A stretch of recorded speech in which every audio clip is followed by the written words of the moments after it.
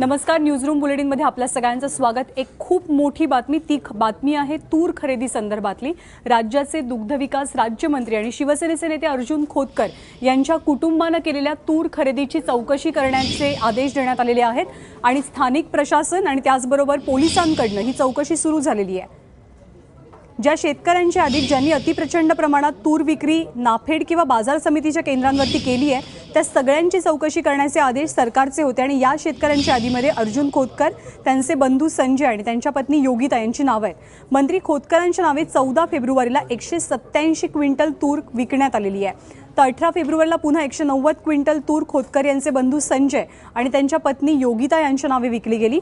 त्याची किंमत 19,03,850 रुपये इतकी आहे। खोतकर यांच्याकडे नेमकी किती जमीन आहे आणि त्यापैकी किती क्षेत्रावरती त्यांनी तूर लावलेली होती याची माहिती घेण्याचं काम सुरू आहे। मंत्री अर्जुन खोतकर यांच्या नावे 187 क्विंटल तुरीची विक्री झाली। हिसवन गावातनं त्यांनी ही तूर पिकवल्याचं दाखवण्यात आलं जेव्हा याची विक्री झाली। तर खोतकरांचे बंधू संजय आणि पत्नी योगिता यांच्या नावे 100 क्विंटल तुरीची विक्री करण्यात आली।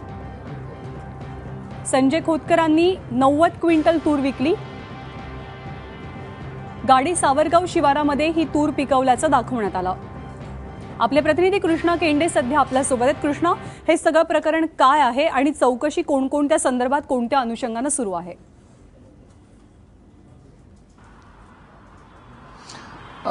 ही चौकशी समिती नेमलेली होती जालन्यामध्ये। आपण पाहिलं तर काही दिवसापूर्वी लक्षात आलेलं होतं की जालन्याच्या बाजार समितीमध्ये जवळपास 1000 क्विंटल तूर जे आहे ते पडून आहे, ज्याचा कोणीही वारसदार नाहीये। आणि या सगळ्यानंतर एक समिती नेमली की जालन्यामध्ये नेमकी किती तूर आहे, तर जालन्यामध्ये जेवढी तूर उत्पादित झाली त्यापेक्षा कितीतरी पटीनं तूर जालन्यामध्ये विक्रीला आलेली आहे। आणि यामुळे या सगळ्याची चौकशी समिती नेमली आणि जालन्यामध्ये ज्या ज्या लोकांनी सर्वाधिक तूर विकली आहे त्यांची चौकशी समिती नेमली गेली। या चौकशी समितीमध्ये एसडीएम, तहसीलदार, सहाय्यक निबंधक आणि पोलिसांचं एक पथक होतं। आणि ह्या पोलिसांच्या एक पथकाला म्हणजे स्थानिक गुन्हे शाखेला जालन्याच्या 15 तारखेला जिल्हाधिकाऱ्यांनी आदेशित केलं की या सगळ्या शेतकरी जे आहेत ज्यांनी सर्वाधिक तूर विकली आहे त्यांची चौकशी करा।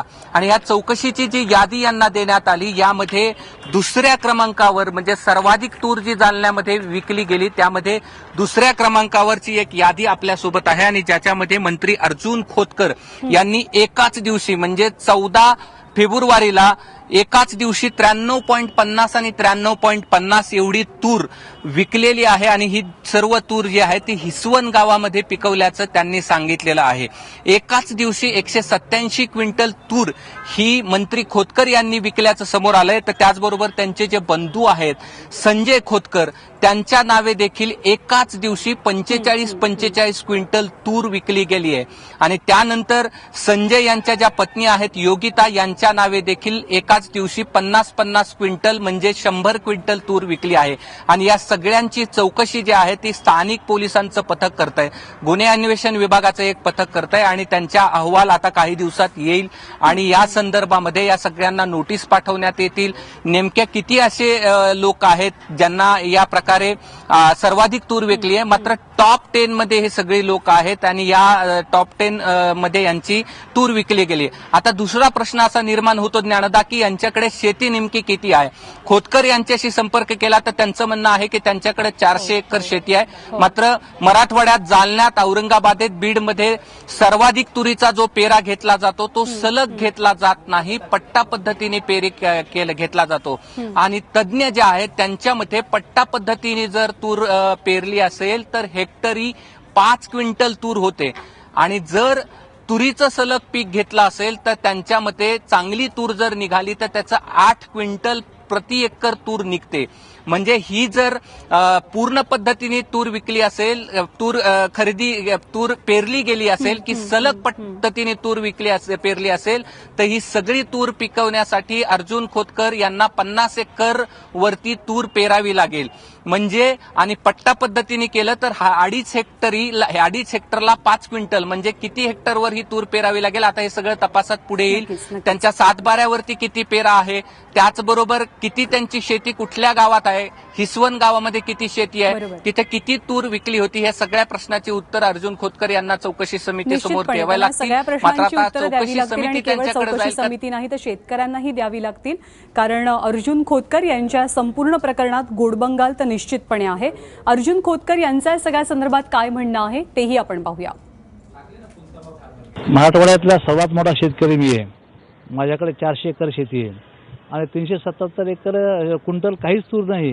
मी मराठवाड्यामध्ये 1.25 लाख कल्पना आहे की अर्जुन खोतकर आणि खोतकर कुटुंब शेतीमध्ये किती मोठं आहे आणि हे सर्व वडिलोपार्जित आहे. त्यामुळं 377 एकर तूर ही काहीच आमच्यासमोर नाही. आमची 400 एकर शेती आहे. माझी शेती तपासा, नंतर निश्चितपणे विचार करा बाबीचा. एकत्र परिवार आमचा, 9 भावाचा परिवार आमचा, 400 एकर शेती आहे. हिसवण गाव माझं आहे, गाडेसार गाव माझं आहे, मालिमपळ बाजूला माझं आहे. त्या संपूर्ण त्या परिसरामध्ये आमची शेती विखरलेली आहे. त्यामुळं एकत्र आता या गावात ही तूर पेरली, ही इथं विकली असं होऊ शकतं. त्यामुळे माझी 400 एकर शेती आहे, एकंदर कुटुंबाचं आहे सर्व. त्यामुळं तुम्ही चौकशी पाहू शकता, माझी शेती पाहू शकता. 400 एकरचा शेतकरी, मोठा शेतकरी मी. त्यामुळं काय या बोलण्यात तथ्य नाही. तर अख्खा महाराष्ट्र पाहतो आहे की शेतकऱ्यांची तुरीच्या प्रश्नी किती भयंकर अवस्था आहे. 8-8 दिवस न आंघोळ करता, न खाता पिता बाजार समितीच्या बाहेर शेतकरी उभा आहे, तर दुसरीकडे नेते मंडळींची तूर मात्र अगदी हातोहात विकली जाते.